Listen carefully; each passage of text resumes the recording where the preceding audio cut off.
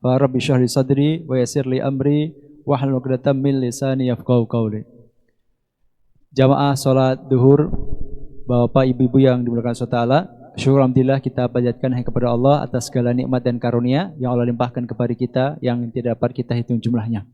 Salam dan salam semoga Allah tambahkan kepada Nabi kita Nabi Muhammad sallallahu alaihi wasallam. Salam dan salam juga semoga Allah tambahkan kepada keluarga beliau, para umatul mukminin, seluruh sahabat, seluruh tabi'in dan seluruh umat beliau termasuk kita di antaranya. Jemaah sekalian, Bapak Ibu yang dimuliakan Allah Taala, pada kesempatan kajian duhur siang ini, tema yang akan kita bahas adalah adab dan rahasia terkabulnya doa. Ini bagian pertama, dan dalam bagian pertama ini sebagai mukadimah ada beberapa hal yang sangat penting sekali, sangat urgent sekali untuk kita fahami bersama terkait dengan aktivitas kita dalam berdoa. Karenanya yang pertama yang ingin saya sampaikan sebagai mukadimah, supaya doa kita ini semakin bermakna, semakin berpeluang besar dikabulkan oleh Allah Ta'ala, kita perlu memahami beberapa hal penting berkaitan dengan kaidah-kaidah dasar dalam berdoa. Yang pertama, jamaah sekalian, doa itu adalah salah satu bentuk ibadah kepada Allah SWT.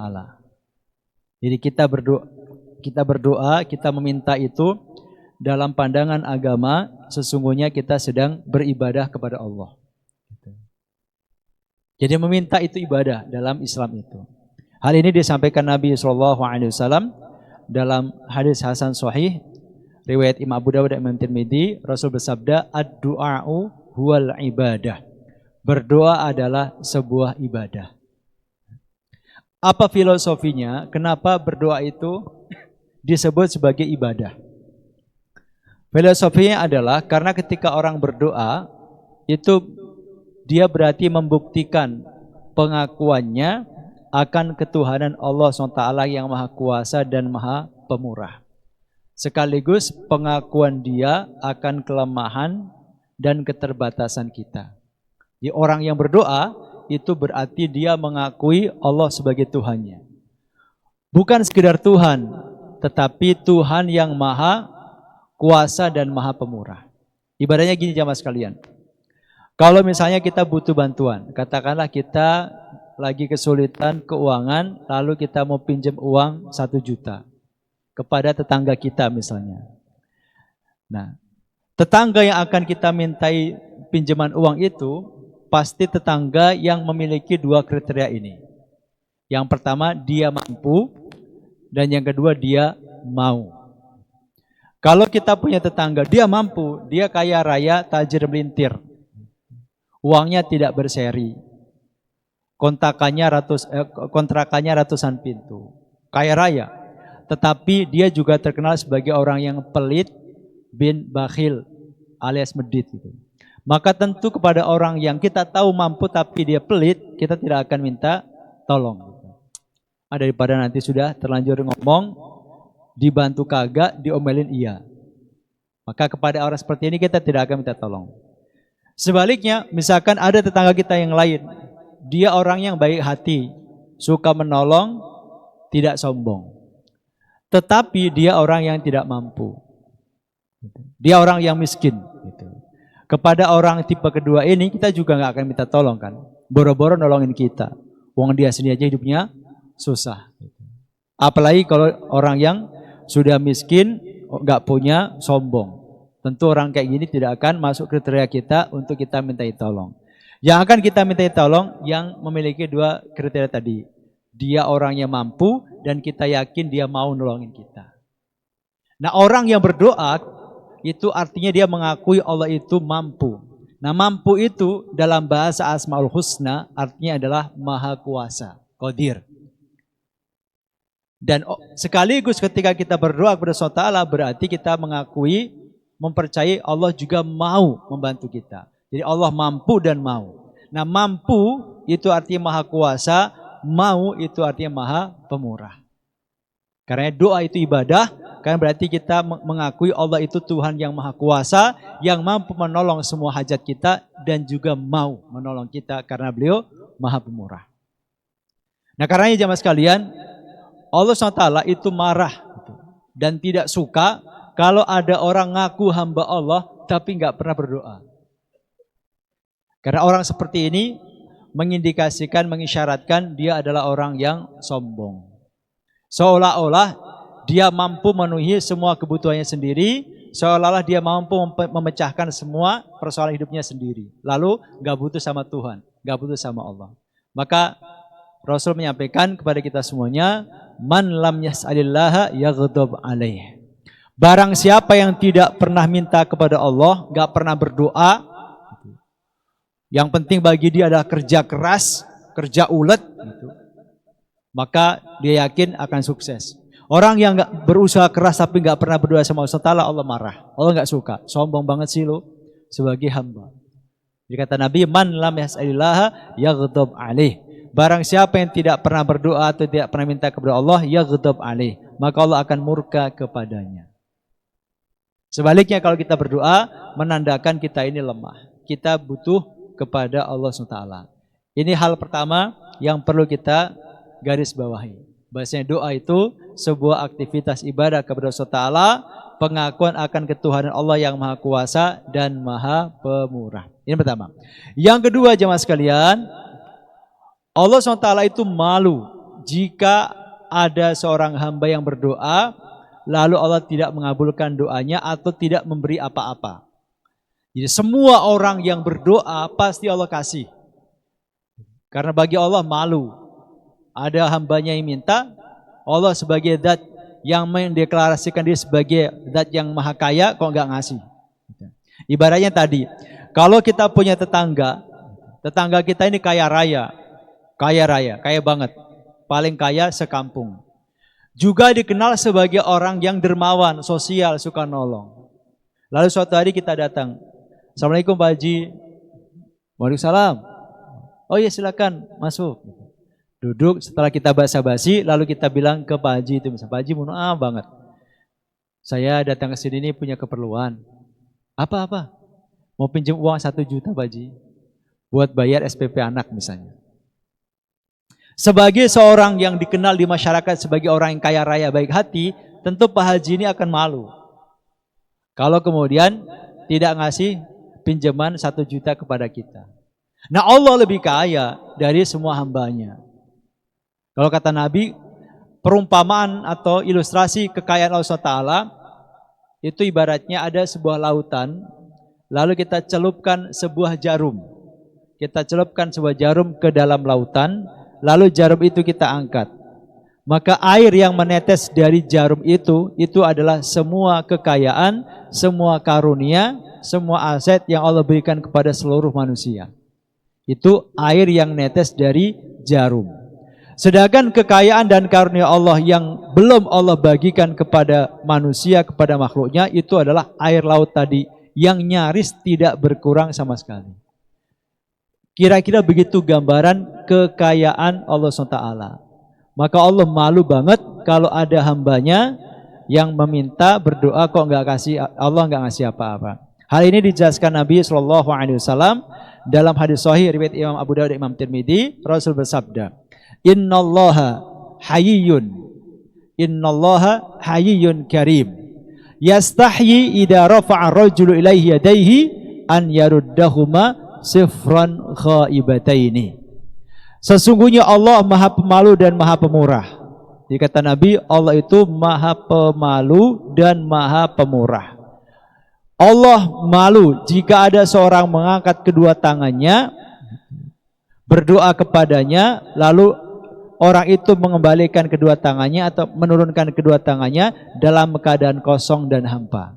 Ya maksudnya begini. Jadi misalnya ada seorang hamba mengangkat kedua tangannya berdoa kepada Allah SWT, ya Allah, tolong lapangkan rezeki hamba ya Allah. Bantu hamba untuk melunasi hutang-hutang hamba ya Allah. Jangan matikan hamba kecuali dalam keadaan tidak bawa hutang sepeser pun. Amin.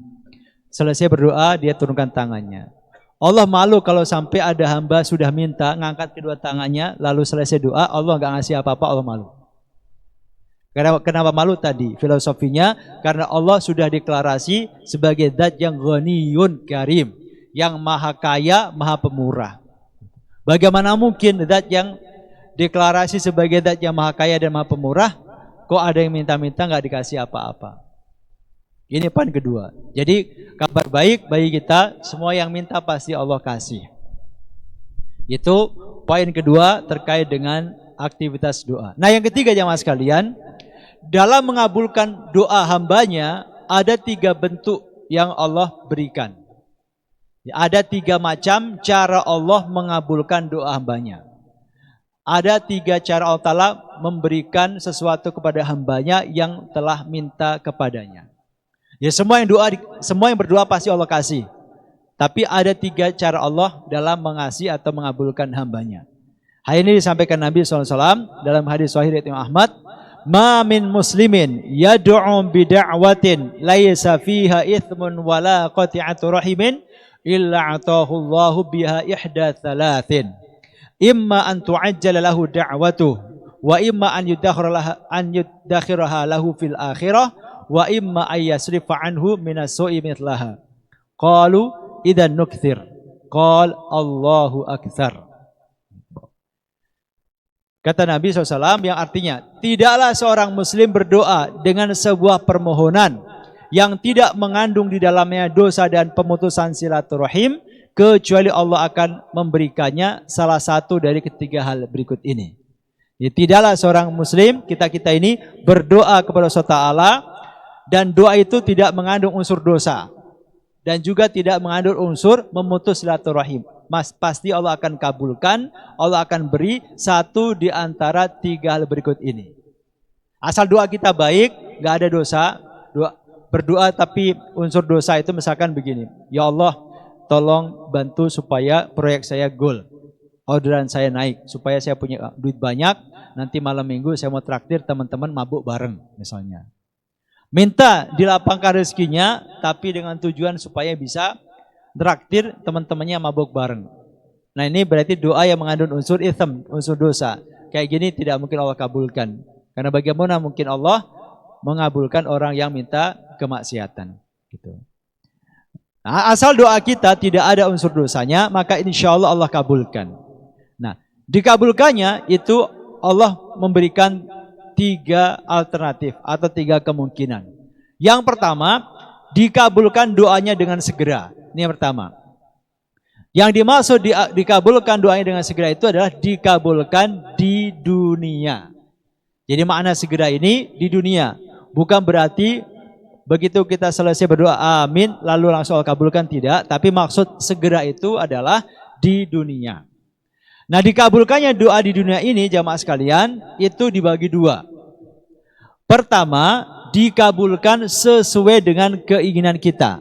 Persis sesuai dengan keinginan kita. Ini tipe pertama, jenis pertama doa dikabulkan di dunia. Jadi persis seperti keinginan kita. Misalnya begini, ada pasangan suami istri baru saja menikah. Lalu dia berdoa, ya Allah tolong karuniai kami anak pertama laki-laki. Suaminya berdoa, istri berdoa. Lalu gak lama istrinya hamil, lahir anak laki-laki. Itu berarti dikabulkan di dunia sesuai dengan keinginan si hamba. Gitu. Lalu berdoa lagi, ya Allah tolong beri saya anak kedua perempuan. Gak lama istrinya hamil, lahir anak perempuan. Berarti dikabulkan di dunia sesuai keinginannya. Nah yang kedua adalah dikabulkan juga di dunia, tapi Allah ganti jenisnya. Misalnya pasangan suami istri baru nikah berdoa, ya Allah tolong beri saya anak laki-laki ya Allah, yang pertama. Istrinya gak lama hamil, kemudian lahir ternyata perempuan. Dikabulkan punya anak segera, tetapi Allah ganti jenisnya dari laki-laki ke perempuan. Doa lagi, ya Allah mohon beri kami anak kedua laki-laki ya Allah. Karena anak pertama sudah perempuan, minta anak kedua laki-laki. Istrinya hamil, begitu lahir anak perempuan lagi. Dikabulkan punya anak, tetapi Allah ganti jenisnya. Berdoa lagi, ya Allah mohon ya Allah beri anak ketiga laki-laki ya Allah. Sudah perempuan 2. Ternyata anak ketiga pun juga perempuan. Sampai ke-4 sampai ke-5. Dikabulkan doanya tapi Allah ganti jenisnya. Ada yang seperti itu. Nah kalau misalnya jamaah sekalian kita ngalamin seperti itu, maka kewajiban kita adalah berbaik sangka kepada Allah. Bahwa itulah yang insya Allah terbaik untuk kita sekarang ataupun yang akan datang. Karena kita sebagai hamba kan taunya minta. Tapi apakah permintaan itu maslahat untuk kita sekarang dan yang akan datang kan kita tidak tahu. Intinya kita pingin, lalu kita minta sama Allah. Tapi yang tahu persis mana yang maslahat untuk kita, itu kan Allah SWT. Karena wajib bagi kita berbaik sangka, inilah pemberian Allah yang terbaik. Ibaratnya gini jemaah sekalian. Kita punya anak, baru lulus SD, masuk SMP. Lalu kata anak kita ini, ayah, tolong nanti itu ya beliin motor ya, biar saya sekolahnya naik motor. Gak usah diantar jemput. Kalau kita sebagai orang tua lalu memberikan motor itu kepada anak kita yang baru SMP, yang baru kelas 1 SMP, justru itu boleh jadi menunjukkan kita kurang bijaksana. Kenapa? Karena anak yang usia kelas 1 SMP memang belum layak, belum saatnya mengendarai motor apalagi di jalan raya. Tapi kalau kemudian permintaan anak kita itu kita kabulkan, minta motor lalu kita belikan sepeda, itu justru malah akan dinilai sebagai sikap orang tua yang bijaksana. Karena itu yang lebih maslahat bagi anak kita yang baru usia kelas 1 SMP. Nah kira-kira begitu analoginya. Terkadang Allah ganti doa kita dengan sesuatu yang lain. Karena dalam ilmu Allah itulah yang terbaik untuk kita. Itu dari sisi objek doanya. Nah dari sisi timingnya, dikabulkan di dunia itu juga ada dua. Ada yang dikabulkan dalam waktu yang singkat, ada yang dikabulkan dalam waktu yang cukup lama. Dan ini bukan hanya bagi kita, bahkan di kalangan para nabi jemaah sekalian, di kalangan para nabi dan rasul, ada doa para nabi dan rasul itu yang dikabulkan secepat kilat. Ada juga yang dikabulkan setelah ratusan tahun. Contoh nabi yang doanya dikabulkan secepat kilat, dia berdoa dalam sholat, belum selesai sholat, doanya sudah dikabulkan. Nabi siapa? Nabi Zakaria. Nabi Zakaria alaihissalam itu salah satu nabi yang doanya dikabulkan Allah Ta'ala begitu cepat. Kisahnya diabadikan Allah Ta'ala dalam surat Maryam dari ayat 37. Dari singkat cerita, Nabi Zakaria ini kan pamannya Siti Maryam. Jadi bapaknya Siti Maryam yaitu Imran itu telah meninggal dunia. Maka dalam Al-Quran ada surat Ali Imran. Ali artinya keluarga, Imran nama orang. Keluarga Imran, yaitu Pak Imran, istrinya ada Siti Maryam nanti punya anak Nabi Isa. Nah, singkat cerita, Imran ini sudah meninggal duluan, maka Nabi Zakaria lah yang mengasuh Siti Maryam, yang bertanggung jawab atas Siti Maryam. Nah, Siti Maryam ini ketika dia masih dalam perut ibunya, masih dalam kandungan ibunya, itu kan ibunya sudah bernadar bahwasanya nanti kalau bayinya lahir akan sepenuhnya didedikasikan untuk ibadah kepada Allah. Maka siang malam kegiatannya Siti Maryam itu cuma ibadah. Dia punya tempat khusus namanya mihrab, disitulah beliau siang malam itu ibadah. Gak pernah kerja, gak pernah masak, gak pernah ke pasar. Udah full ibadah. Zaman itu boleh. Nah, setiap kali Nabi Zakaria itu datang ke mihrabnya Siti Maryam, beliau dikejutkan dengan adanya makanan yang selalu sudah tersaji. Setiap datang mau ngantri makanan, udah ada makanan. Besok lagi mau ngantri makan, udah ada makanan. Begitu seterusnya. Allah Ta'ala sampaikan dalam ayat 37 surat Maryam, kullama dakhala 'alaiha Zakaria al-mihraba wajada 'indaha rizqa. Setiap kali Zakaria datang ke mihrabnya Siti Maryam, wajada indaha rizqa. Nabi Zakaria mendapati sebuah rezeki yang ada pada Siti Maryam. Lalu Nabi Zakaria bertanya, "Ya Maryamu, anna laki hada?" Maryam, dari mana engkau dapatkan makanan ini? Kamu kan gak pernah keluar-keluar. Kok bisa ada makanan ini semuanya dari mana? Kalau zaman sekarang, orang gak pernah keluar rumah, ibu-ibu gak pernah keluar rumah, gak heran kan Pak ya, gak pernah keluar rumah tapi kok ya kadang makan sate, kadang makan soto, ya kadang makan buah, kadang makan roti macam-macam. Gak heran kalau sekarang karena ada GoFood kan. Tapi zaman itu kan belum ada GoFood. Nah Maryam itu gak pernah keluar rumah tapi selalu tersedia makanan di mihrabnya. Maka Nabi Zakaria nanya, "Anna laki hada?" Dari mana Maryam ini kamu dapatkan semua ini? Apa jawaban Siti Maryam? Kata Maryam, qalat huwa min indillah. Semua ini berasal dari Allah Ta'ala. Jadi langsung Allah yang delivery. Langsung Allah kirim dari langit makanan untuk Siti Maryam. Qalat huwa min indillah. Dia berkata rezeki ini berasal dari Allah. Innallaha yarzuqu man yasha'u bighairi hisab. Sesungguhnya Allah Ta'ala memberikan rezeki kepada orang yang Allah kehendaki tanpa hisab, tanpa hitung-hitungan. Makna tanpa hitung-hitungan itu diantaranya adalah tanpa rumus. Kalau kita mau punya uang kan harus kerja. Mau makan ya harus masak atau beli. Itu kita manusia. Tapi bagi Allah Ta'ala, Allah tidak terikat oleh sunnatullah, Allah tidak terikat oleh hukum alam. Orang nggak kerja, cuman sholat saja, bisa saja Allah turunkan langsung makanan dari langit. Itu makna innallaha yarzuqu man yasha'u bighairi hisab. Sesungguhnya Allah Ta'ala memberikan rizki kepada orang yang Allah kehendaki tanpa perhitungan. Nah, setelah melihat keajaiban dan tanda kutip yang Allah berikan kepada Siti Maryam berupa karomah, maka Nabi Zakaria kemudian terinspirasi untuk meminta keajaiban yang sama kepada Allah untuk dirinya. Apa itu? Minta dikaruniai anak di usianya yang sudah senja. Beliau sudah sepuh, istrinya pun sudah nenek-nenek, sudah menopause.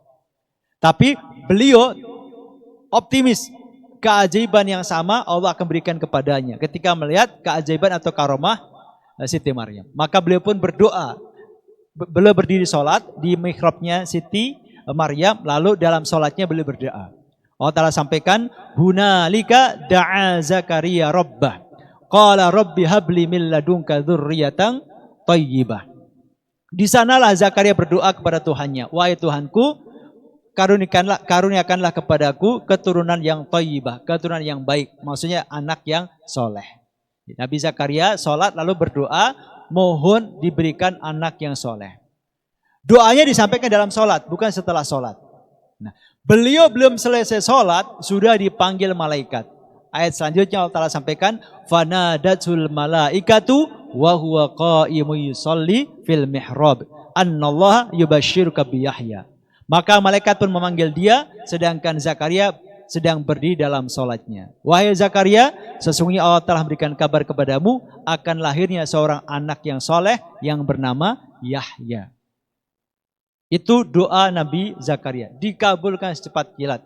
Beliau belum selesai sholatnya, doanya sudah dikabulkan. Tapi di sisi yang lain, ada doa seorang Nabi yang diijabah Allah Ta'ala, kata sebagian ulama, setelah 200 tahun. Siapa itu? Nabi Nuh alaihissalam. Nabi Nuh pernah berdoa kepada Allah Ta'ala di surat Nuh ayat 26. Qala Rabbi la tadar alal ardi minal kafirina dayyara. Nuh berkata, wahai Tuhanku, jangan engkau sisakan satupun orang kafir yang masih hidup di atas muka bumi ini. Nabi Nuh pernah mendoakan agar semua umat yang kafir-kafir itu dibinasakan Allah Ta'ala seluruhnya, jangan disisakan satupun yang hidup. Kenapa Nabi Nuh berdoa seperti itu? Karena umatnya ini dablek kalau bahasa Jawanya. Didakwai ratusan tahun. Total usia dakwahnya Nabi Nuh itu kan disebutkan dalam Al-Quran 1000 tahun kurang 50. Artinya 950 tahun. Itu lamanya Nabi Nuh berdakwah. 950 tahun Bapak-Ibu sekalian. Kalau misalnya diadakan pemilu, misalnya nih, berapa kali Pak kira-kira? 950 tahun kalau diadakan pemilu itu kalau tidak salah 190 atau 180 kali. Gitu. Nanti dihitung lagi. Jadi sudah pemilu 180-an kali, nabinya masih Nabi Nuh. Yang beriman, kata sebagian ulama, umatnya Nabi Nuh yang beriman itu cuma 80-an orang. 80 orang kalau diajak sholat di Masjid Al-Badar, cuma 2 soft. Itu hasil dakwah 950 tahun. Maka Nabi Nuh akhirnya berdoa kepada Allah Ta'ala, ya Allah, binasakan semua mereka yang kafir, jangan engkau sisakan satu pun yang beriman. Allah kabulkan doanya, tapi enggak langsung. Nabi Nuh masih disuruh usaha. Kata Allah SWT, fasna'il fulka bi'ayunina wa wahyina. Nuh, bikinlah kapal dengan wahyu dan pengawasan kami. Nabi Nuh suruh bikin kapal dulu sebelum Allah Ta'ala mengadab umatnya dengan banjir bandang. Nah, kata sebagian ulama, ini ulama yang bilang bukan Quran ya, kata sebagian ulama, waktu dari semenjak Nabi Nuh berdoa sampai datangnya banjir bandang itu 200 tahun. 100 tahun itu waktu yang dibutuhkan Nabi Nuh untuk menanam pohon, untuk nanti bahan baku bikin kapal. Dan 100 tahun itu waktu yang dibutuhkan Nabi Nuh untuk bikin kapal. Kapalnya kan gede sekali. Karena kapalnya bukan hanya untuk ngangkut orang, tapi juga untuk ngangkut binatang sepasang-sepasang. Ya kata sebagian ulama, lamanya Nabi Nuh bikin kapal itu 200 tahun. 100 tahun waktu yang dibutuhkan untuk nanam pohon, tentu pohonnya kan pohon-pohon yang kuat-kuat kan sehingga usianya panjang. Dan 100 tahun waktu yang dibutuhkan untuk bikin kapal itu sendiri. Setelah kapal ready, barulah kemudian Allah menurunkan azabnya. Itu rentangnya 200 tahun. Itu kata sebagian ulama. Jadi ada doa yang dikabulkan cepat kilat seperti doa Nabi Zakaria, tapi ada yang lama. Nah, semua itu merupakan hak prerogatif Allah Subhanahu wa taala. Kewajiban kita sebagai peminta hanyalah bersabar dan berhusnudzon. Teruslah berdoa sampai Allah kabulkan. Ini jenis pertama dikabulkannya doa, kemudian dua lagi saya sampaikan secara singkat. Yang kedua Allah kabulkan tapi disimpan atau ditunda nanti untuk di akhirat. Jadi enggak dikabulkan di dunia tapi nanti dikasihnya ketika di akhirat atau di surga. Nah yang ketiga diganti Allah Ta'ala dengan kita dijauhkan dari berbagai macam keburukan atau mara bahaya. Ini yang ketiga. Jadi yang pertama dikabulkan di dunia, yang kedua dikabulkan nanti di surga, yang ketiga Allah ganti dengan kita dijauhkan dari berbagai macam mara bahaya.